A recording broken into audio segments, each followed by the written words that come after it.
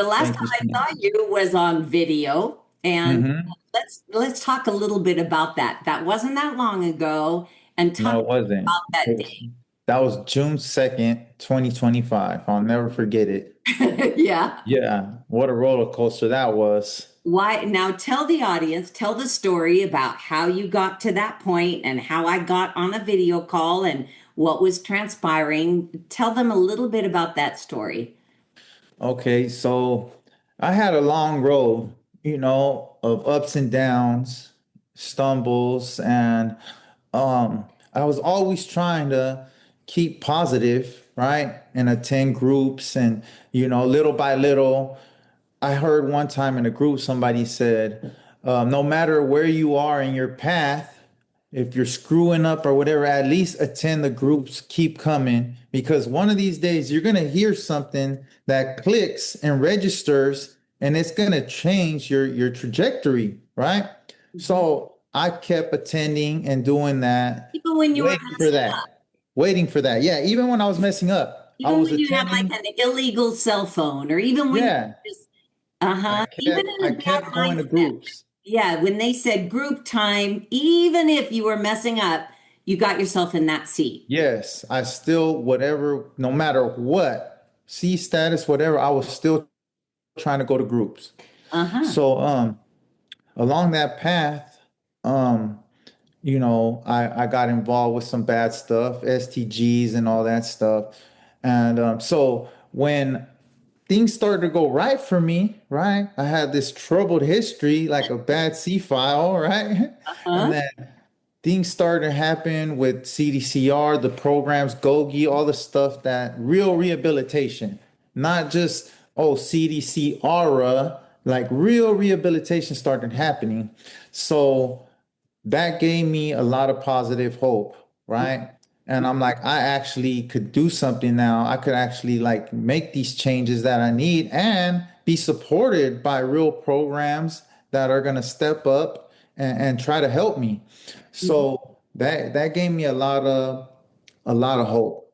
And I would tell people like, look, this is what's happening, man. I got court coming now, like the gun enhancements, and it sounded crazy. People would even look at me like, man, that fool's crazy. He's not getting out, But no matter what, I wasn't discouraged. I kept doing everything I had to do because I know at the end of the day, you know, we all have a redemption story in us. So just keep doing what you got to do. Work hard. I work my butt off.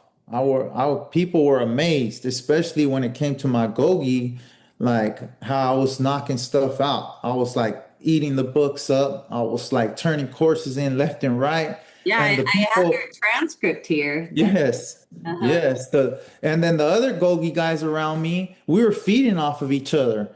So Uh-huh. it was like we were having our groups, and then we're like, oh, I just finished this book. Oh, I need that book here. And then we're like swapping, and it was just momentum was building, and I started seeing light at the end of the tunnel, especially with the support from my wife, the support from everybody around me. Like I said, your support network, you really gotta like open up and invite those relationships, trust in them because they could be everlasting. And I have a good friend, Cedric Pierce from the ARC. He's been very instrumental in my reintegration. He's been talking to me, and he's somebody that I always admired because of I've seen his story. Like he had a similar bad history in prison and was able to get through and get released, and now he's doing all the good work. He's a life coach and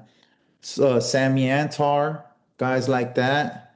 So that So takes us to that video. That video, I'm logging in and I see you sitting in a chair, and then I see a courtroom. I see Sammy Antar, Coach Sammy Antar. I see yeah, everybody that's there for you. What was that hearing about, and what was the outcome? the hearing was about my resentencing for the gun enhancement, and it was a long time coming. It was a long process, very frustrating process. And the judge was the same judge. Same sentencing judge from when I was 19 years old. So He, he knew my case in and out. oh, He he knew knew my every co-defendants. page. He knew every Yeah. page. And he was so impressed with the progress that you had made. He was so, I think, surprised, but very, very impressed. Yes, he was very impressed. There were still some things that concerned him, but I think he knew already that I had made that turn, right? I mean, obviously, Yes.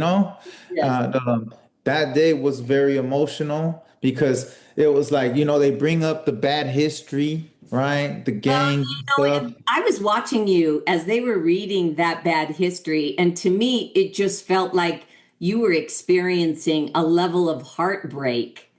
Mhm. As you were sitting there, I just thought his heart is breaking because the man he is now would never in a million years harm anyone, cause harm, be in anywhere near harm. And they kept reading and reading and reading and reading the longest list ever. And I just felt so much for you because you were sitting there hearing this, and I could hear you in your mind saying, but that's not who I am today. That's not who I am today. But that was a long list. We're not talking about a few offenses and one little gun enhancement. We're talking about. He literally said that it was the biggest C file he had ever seen. And then he was like, but granted, there are a lot of duplicates and triplicates, right? So, I mean, thank God for that. He actually thoroughly audited the C file. I Yeah. mean, just goes to show, I felt like that was kind of like a dirty trick, but that's another story for another day, right? Now you are measured by the thickness of your C file. Yes, exactly. So That's some judges will see that and then they'll just be like, they'll read a couple pages and they'll be like, man, I'm not giving this dude a chance. yes. Like, Yeah. that's the real world. That's the reality. I Yeah. got very lucky that he actually cared about the case, read through it, and I think it was a large part of it was the support that was there. Yeah. I talk about your social support network, Right. right? Yeah. I had what, like 21, 22 people in the court. I think it was 19 people in the court and three on video on Zoom. Mhm. So that counts. Yes. Yes. Who you choose to make friendships with, who you align yourself with, the people in your life, What that does it counts. mean to you to now be called Coach Carlos? What does that mean to you? I mean, It's here's your certificate for your thesis that you did. oh my God. And I'm going to send you that. And here's the certificate for your coach status, and I'll send you that as well. Oh, thank you so much. I'm gonna frame that. What does that mean to you? What is it? It was a long process, but what does it mean that when I talk to you, I'm going to call you Coach Carlos, you call me Coach Taylor. Yeah. You and I are an equal. We are both coaches for the GOGI Life Tools. What does it mean to you to have that endorsement from the organization saying, we trust you with the GOGI Life Tools? What does that mean? Okay, on that note, so it's still like a disbelief to me because the timing of everything that how it happened, right? It was like, okay, I had just finished my thesis, like maybe like a month before my resentencing. So I didn't have the opportunity to actually get the physical certificate in my hand. And then just how we are, like doing time, we always have doubts. We always second guess ourselves, right? And so I'm like, I haven't heard nothing. I mean, you did acknowledge it in an email to Christina, like, yeah, he's good, right? But still, your mind goes. So I'm in court and I'm like, oh my God, am I a coach? Did I do it right? Do I still got to fulfill something? Like, so the fact that I didn't get the certificate yet, and I'm like going to court and I'm like, oh man, like, and then I didn't feel comfortable like putting Coach Carlos, like Right? certified Gogi coach. And I'm like, no, man, I did the work. This is me. Like, the only thing that's stopping me right now is a certificate, but I did the work. So, I am a coach. And then even my peers, in the prison, they were already calling me coach because they Uh-huh. see me do the work, right? Even though I didn't have the certificate, they were acknowledging me as a coach. So Uh-huh. it felt very good, Yes. right? Yes. So being released and everything that's been going on, like just transitioning to society, right? I barely get time right now. It's been so busy, busy, busy. Everything is one errand after another. It's like box checking the boxes. What's next? What's next? We got to go here. We got to go there. Signing up for college, you Yeah. know? Like I've been on a mission. It's been nonstop since I've been home. I've been home 3 weeks now, a month on Monday. Is your stomach all Monday will be 4 weeks. is your stomach settled? Because the food's different. Is your stomach okay now? Yeah, my stomach's pretty good. I had one incident the other day where I got real nauseous. I think Yes. it's like some Yes. type of oil they cook with out here or something. Like I had a very bad reaction towards it. And what Yeah. about sleeping? Now you're not on a 2-inch mattress. What is it like? Are you sleeping well? Do you wake up with the noises? What is sleeping like? Oh, sleeping is way, way better. Wonderful. Wonderful. I have no problems with sleeping. I had not slept on a mattress for like 10 years. I had got rid of the mattress. I was just sleeping on the metal. I would fold a blanket and a sheet, Oh, and okay. that's how I slept. Okay. Right. Yeah, it was better for my back and psychologically. It was just something about rolling the mattress into a little taco every morning that bothered me. So I was like, I'm not doing this anymore, and also it was like a state of mind, right? Like I'm not going to be comfortable. I'm going to have this certain discomfort because like I refuse to accept like this is going to be my home. Like, like I messed up, I'm here, so I'm going to deal with it. Mhm. So it was like a mentality thing. It served certain purposes for me, multiple purposes. And so I chose not to sleep on a mattress. Yeah. But now that I'm home, Wow. I'm like sleeping like a baby. Oh, sure. Sure. Yeah, but I'm still programmed in a certain way where it's like I've been jogging every day, like 5 miles, 10 miles on Sundays. Hmm. I hit those 10-mile runs every Sunday since I've been out. I've done it 3 times already. And but no matter, it's crazy because I'll be exhausted. And then I'm gonna take a day off tomorrow, right? Yeah. But I wake up in the morning and my body still tells me, go, go, go, go, move, right? Yeah. And so I'm like out the door to Coach the gym, Carlos, did running. you have to give up some pretty important friendships? Um, Right now, it's messed up. That's like a touchy subject because my parole. Yeah. So my parole doesn't want me working with adults. I had this whole plan, right? And he's like, no. He's like, I don't want you because a lot of guys that get out right away, they get on the GTO tablet, they connect with their support network in there because Yeah. you have your guys in there that helped you that along the way, Uh-huh. all the guys that help build you Yeah. because Yeah. it's a strong community. It's a strong Absolutely. community. Mhm. And now that I've been out, I wanted to reach back. I have a cousin still that's in there, And and, he and I said, wanted to, I no, cannot communicate with them. you cannot. I Okay. cannot. My PO said, I will approve you to work with juveniles. Oh, That's as far as it will go. He says, once you get off parole, yeah, you could do whatever you want. You could work with GOGI, you could work with ARC, whoever you want to work with. He said, but as of right now, he's like, I don't want you in contact with anyone that's on parole, no one that's incarcerated. He's like, it is what it is. okay. Yeah.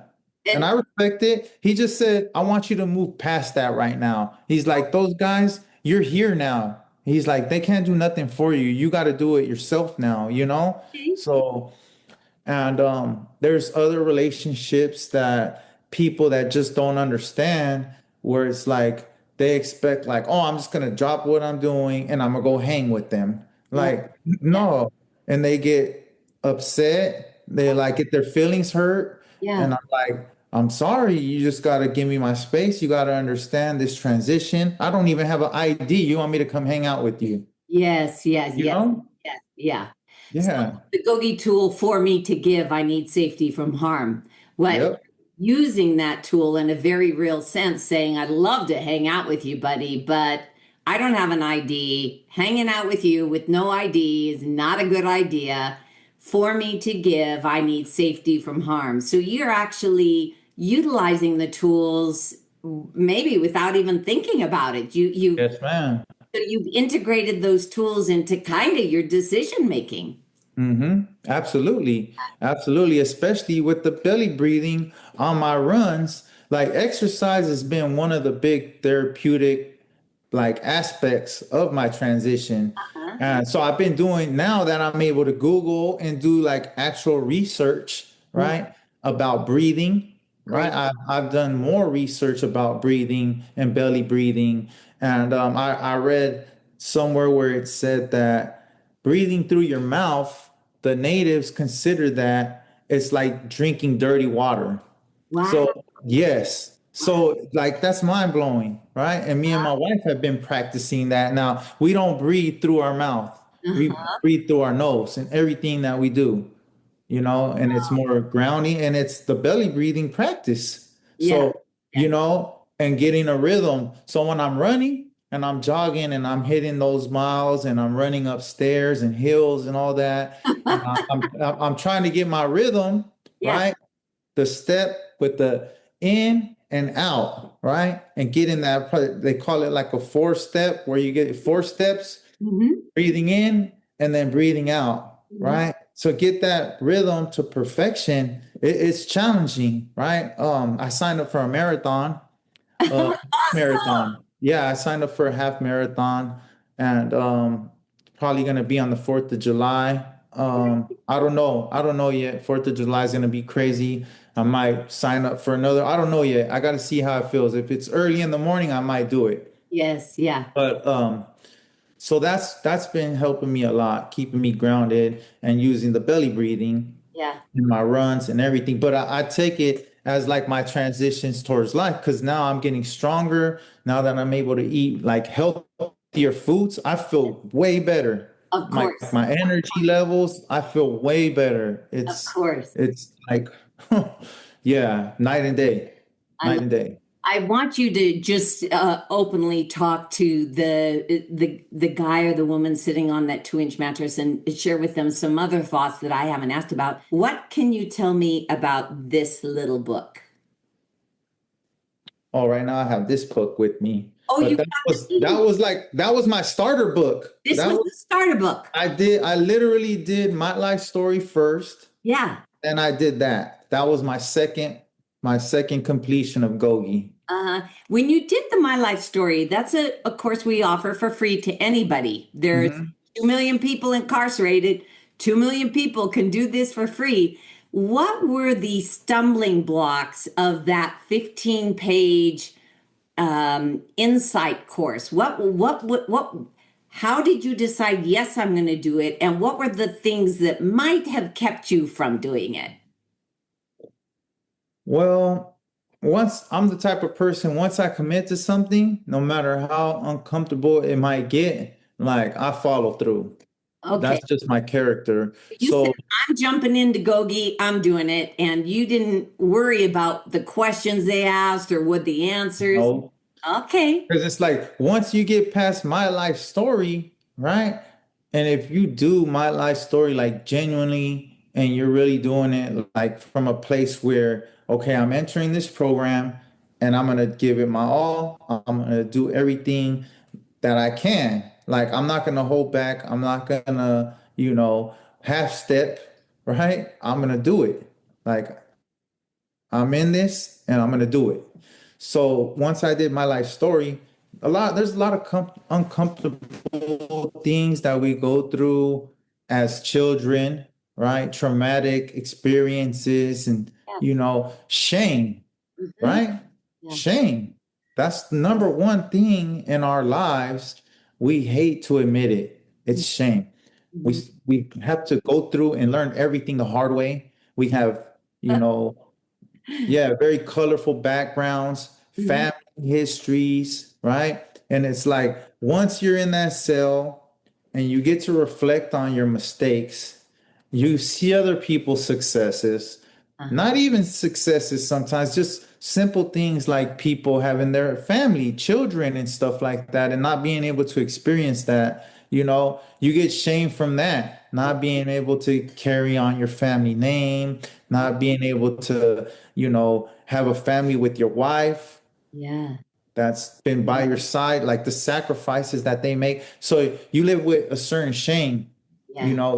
That's the hardest thing. When you could learn to accept that and work past it and learn how to deal with it, and then I believe that's where you start to find your success. So did that My Life Story course help you get beyond that? Yeah, absolutely. Absolutely. Because you get to, if you're doing it the right way, you're going to attack your vulnerable points I, where your shame resides, I, and you address it in your life story. And then I think once you get that off your back, the Mhm. rest of it, it's gonna follow, like A through Z. So this little the starter book, you somebody gave you a copy and said, "Do this. This is your next thing," or did Gogi send you a copy? Or Gogi sent it to me. After I did my life story, Gogi sent me that book. and so you did the book report. It's like I think like page 190 or something like that. Yeah, page 190, and you Mhm. sent it in, and that was that when it just solidified and clicked for you that yeah, I'm all in, or what was Oh yeah, no, definitely. Because it was just it was kind of like a coincidence how everything played out because I had got I started talking to Sammy Antar, Coach Sammy, and he's like, "You haven't done Gogi?" And I'm like, because I was telling him, he's like, "Man, what's up, man? When you coming home? Like, you should be home already." And yeah. I'm like, "Man, I'm working on it. I'm working on it." He's like, "What programs are you doing in there?" And I started telling them, "Oh, I'm doing ARC, I'm doing a prep, Turning Point." And then he's like, "What about Gogi? You're not doing Gogi?" And I'm like, "Man, I've heard about Gogi, but I had nah." And then like literally like a week later, I got my life story in the mail. I Uh, told my wife, I was like, "Baby, this program got at me. They're supposed to be like one of the best programs ever." So I was like, I was honored. Like that's uh-huh. how I took it. I was like, "Oh wow, this is an opportunity. Like this is fate." So jumped on it. I did my life story like I knocked it out. I knocked Uh-huh. it out like I think like 3 or 4 days. Like every day I was working on it. Beautiful. Yeah. Mm-hmm. Now you showed me the meeting manual. How important was that when your friends were gathered around and doing Gogi? How important was it that the format for the meeting? Did you enjoy them? I definitely enjoyed them. Yeah, the meeting manual, it keeps you on track, I right? It gives you that direction Mhm. because people sometimes they like to ramble and whatever. It's good. Share, right? Share, right? With one another, but let's keep it at the center. And that's what the Gogi manual does. It gets you back to the center, right? Yeah. And it moves you along, yeah, day to day, from your Gogi calendar, all that. It keeps you in line, it keeps you on track day by day. I love that. So I want you to just pretend that I'm not in the room, but you are in an 8 foot cell with someone, a man or a woman, and they've clicked on their tablet and they have seen your face and they think, let me hear what he has to say. And they are listening to you. I want to give you a few moments to you talk to that person sitting on that 2 inch mattress, holding that tablet or that 18 inch black and white TV that they may be watching. I want to give you the opportunity to just talk to them for a moment. Let's let you talk to some of the Gogi students. Okay. First and foremost, when it comes to Gogi, I believe it's a program that it's set apart from all the other programs because when it comes to Gogi is the program that you could do with no excuses. Oh, I'm A to B. I've signed up for every group. I'm on every waiting list. I've been on the waiting list for 2 years. No, no, no. It's no nonsense, right? It's correspondence. You do your courses in your cell. You could get it on the tablet. It's right there. It's readily available to everybody, right? But although it's readily available, it's the most effective, it's the most recognized, and to me, it carries the most weight. When people see that you're doing Gogi, it's like a certain respect comes with it. It's like, all right, this guy, he's serious about his rehabilitation. He's serious about his path moving forward. He's not playing around. This guy, he's doing his thing. So that's what got my attention because I was like, oh, I could become a coach, a certified coach. So if you got the opportunity and you're sitting in your cell and you're saying to yourself, oh, well, I signed up for every group, I'm on every waiting list. No, this is what I was always telling everybody there because I would hear that all the time. You hear that everywhere. Oh, yeah, I'm waiting, man. This is nonsense and this is BS. I'm like, man, no, there's Gogi. Like straight up. You want like in the meantime, do this, and I guarantee you, like you're gonna notice a change in yourself. Your family is gonna notice a change in you. And that's where the impact comes from, is once the people that care about you most, they start noticing the difference. And once my wife told me, like, oh, I right away I could see the difference in you. That got my attention and that made me dig deeper and go further. And just stay true to your goals, finish what you start, and you're gonna see it. It's gonna build the people around you. Like when you're going through your rough patches, sometimes like people don't want to be around you. They're like, man, that guy's a screw up. I don't want to be around that guy. But once you start doing things like this, like the guys that are programming, the guys that get that respect, right? Like they got that shiny hat on, they start gravitating towards you. They start accepting you. Like to me, that was the best feeling I ever could experience. Once like the little positive support groups that they have in there, and they start to seek you out, and then they become your friends, like that to me was a big shift in my life.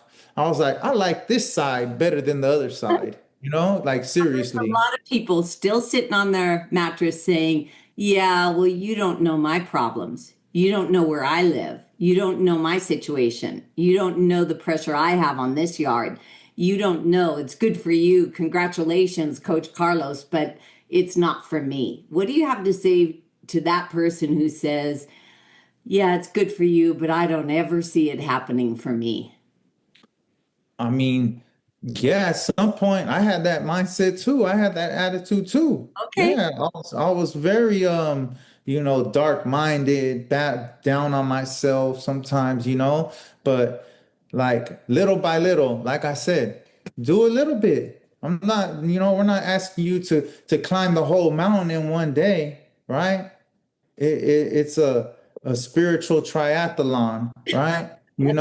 Seriously, like build yourself up, care about yourself, invest in yourself.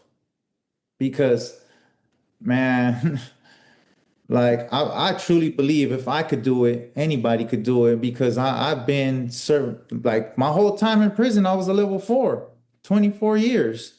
Yes. So screwing up the whole time for 22 years, messing up. 3 years, as soon as I started doing Gogi, my life changed. So I think that speaks for itself. Yeah, I love hearing that. I love hearing Yeah. your suggestions. When somebody has no hope, if they're on a Mhm. very high level security yard, if they are entrenched in all sorts of behaviors, it's kind of hard to see that there's ever a way out. But you are proof. And the judge, when he looked at your C file and it was nearly a foot thick, when even he said that he is proud of you and he'd never seen a C file like that, it is proof that through determination and commitment, you can find internal freedom and then physical freedom. Even the district attorney said it. Yes. This man has been a train wreck for 22, 23 years. Give me a break. He has a couple years of good behavior. And now he's like, you expect me to believe that he's this changed guy? Yeah. You know? Oh, I don't think anybody here is gonna bet on that, right? Everybody raise their hand, I right? will. We're betting on him. Right? Yeah, And I think but once this video goes on YouTube, we need to send it to the district attorney's office. But And let's weigh it out like that in those terms, right? yes, 22, 23 years of like misbehavior, basically. Like I was trying, I had my good, but for the most part, I was always like falling short, right? Stumbling.